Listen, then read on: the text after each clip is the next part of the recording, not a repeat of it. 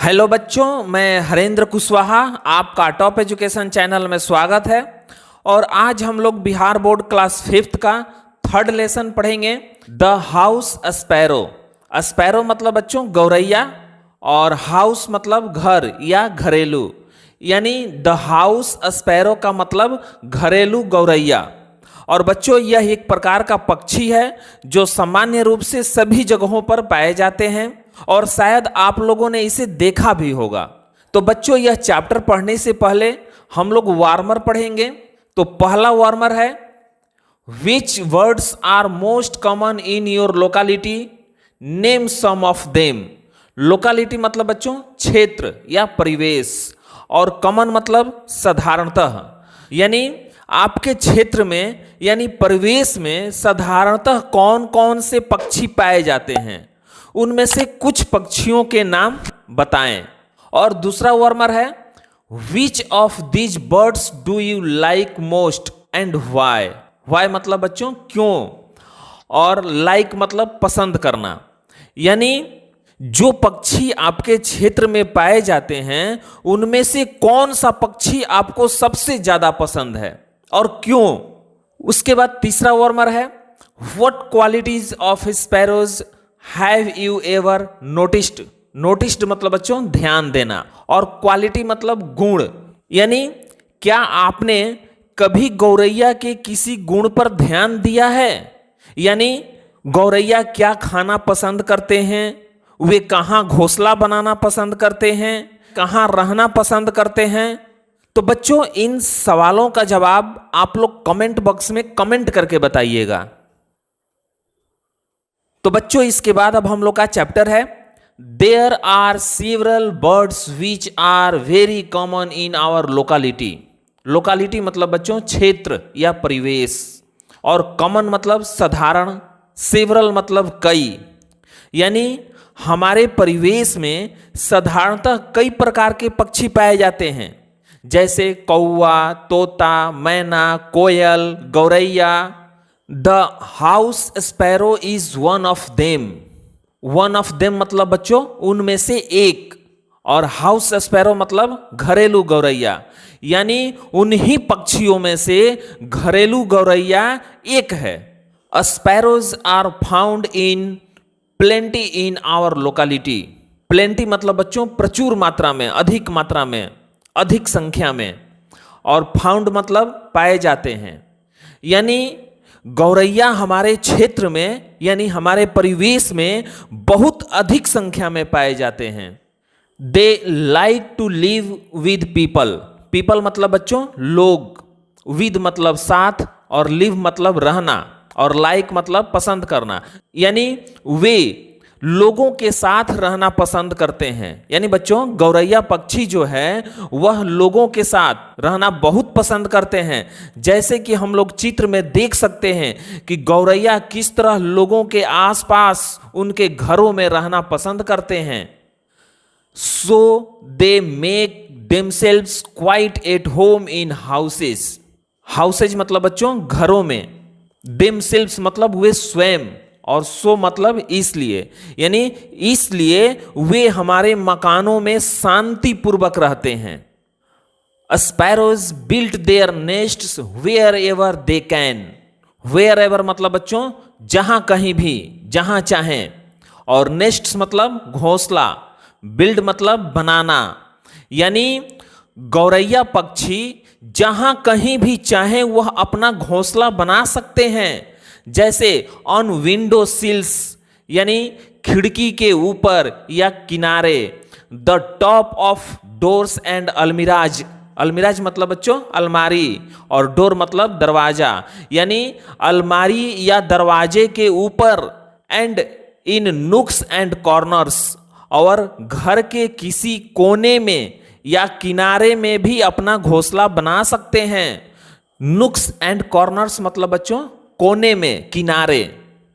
There nests can be found in holes and niches in walls and on roofs and in the most unlikely places, even inside the folds of hanging curtain.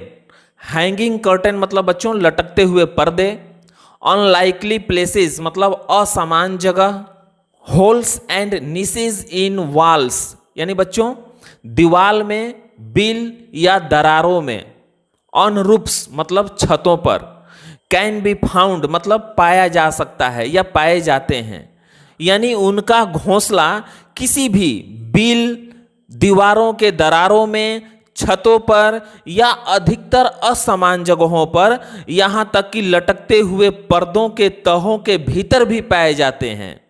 There chirping pleases us, pleases मतलब बच्चों प्रसन्न, और chirping मतलब चहचहाना, यानी गौरैयों का चहचहाना हमारे मन को प्रसन्न कर देता है। But at times they are also a nuisance, nuisance मतलब बच्चों दुखदाई या तकलीफदेह, लेकिन उनका चहचहाना कभी कभी हमारे लिए तकलीफदेह भी हो जाता है। Sparrows are brown in colour, यानी बच्चों ब्राउन मतलब भूरा होता है, यानी गौरैया भूरे रंग के होते हैं। With white and black mingled together on the back and side, side मतलब बच्चों बगल में, बैक मतलब पीठ, टुगेदर मतलब साथ, मिंगल मतलब मिलाना, ब्लैक मतलब काला, यानी गौरैया के पीठ पर और बगल में सफेद एवं काले रंग की मिलावट की तरह भूरा होता है। यानी बच्चों काला और सफेद रंग मिलाने पर जिस तरह का रंग प्राप्त होता है, ठीक वही रंग उनके पीठ पर और बगल में होता है। They also have a whitish front, front मतलब सामने और व्हाइटिश मतलब सफेद, यानी उनके सामने का भाग सफेद होता है। The male sparrow has a black patch on his throat, throat मतलब बच्चों गला, और पैच मतलब धब्बा, और मेल मतलब नर, यानी नर गौरैया के गले पर एक काले रंग का धब्बा होता है। Sparrows eat grain, insects and the tender shoots of plants, plants मतलब बच्चों पौधे, और टेंडर शूट्स ऑफ प्लांट का मतलब होगा पौधों के कोमल भाग यानी कोम्पल, और इंसेक्ट्स मतलब कीड़े मकोड़े, ग्रेन मतलब अनाज, यानी गौरैया पक्षी अनाज, कीड़े मकोड़े और पौधों के कोमल भाग यानी कोम्पल भी खाना पसंद करते हैं। They are also fond of cooked food, cooked food मतलब बच्चों पका हुआ भोजन, और फंड मतलब शौकीन, यानी पकाया हुआ भोजन भी खाना पसंद करते हैं। स्पैरोज लव कंपनी, कंपनी मतलब बच्चों साथ में या दल में या झुंड में, और लव मतलब पसंद करना, यानी गौरैया झुंड में या दल में रहना पसंद करते हैं। They are always found in pairs, pairs मतलब बच्चों जोड़े, और फाउंड मतलब पाए जाते हैं, ऑलवेज मतलब हमेशा, यानी वे लोग हमेशा जोड़े में पाए जाते हैं, यानी बच्चों नर और मादा दोनों साथ साथ रहते हैं। We can see several pairs at a time, several मतलब बच्चों कई, और पेयर्स मतलब जोड़े, एट अ टाइम मतलब एक ही समय में, यानी हम लोग अपने क्षेत्र में, अपने परिवेश में या अपने मोहल्ले में कई जोड़े गौरैया को एक साथ देख सकते हैं, यानी वे हमेशा झुंड में रहना पसंद करते हैं। The mother bird lays 3 or 4 eggs which are pale greenish white, greenish मतलब बच्चों हरा, व्हाइट मतलब सफेद, और पेल मतलब हल्का, लेज मतलब अंडे देना, यानी मादा गौरैया एक बार में 3 या 4 अंडे देती हैं जो हल्का हरा और सफेद होता है।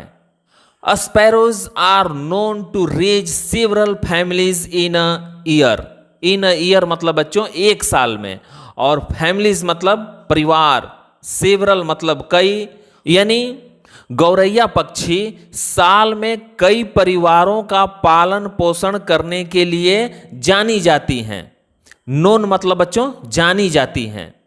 तो बच्चों इस चैप्टर में आप लोगों का ध्यान गौरैया पक्षी के प्रति आकृष्ट किया गया है, क्योंकि आजकल अधिकतर पक्षियों की प्रजातियां प्रायः लुप्त होते जा रही हैं, जैसे गिद्ध, मैना, बाज इत्यादि। यदि इन पक्षियों का संरक्षण सही ढंग से नहीं किया गया तो आने वाले दिनों में पक्षियों के बारे में केवल पुस्तकों में ही पढ़ने और देखने को मिलेंगे। तो बच्चों, ये था हम लोग का चैप्टर द हाउस स्पैरो। और बच्चों, यदि यह चैप्टर समझ में आया हो तो वीडियो को लाइक और शेयर करें और इस चैनल को भी सब्सक्राइब करें ताकि मैं जो भी वीडियो बनाऊं आप तक आसानी से पहुंच सके। और यदि कोई सुझाव हो तो कमेंट बॉक्स में कमेंट करके बताएं ताकि अगली वीडियो में मैं आप लोगों को और अच्छी तरह समझा सकूं। तो बच्चों, आज के लिए बस इतना ही। फिर मिलेंगे नेक्स्ट वीडियो में नेक्स्ट चैप्टर के साथ। तब तक के लिए धन्यवाद।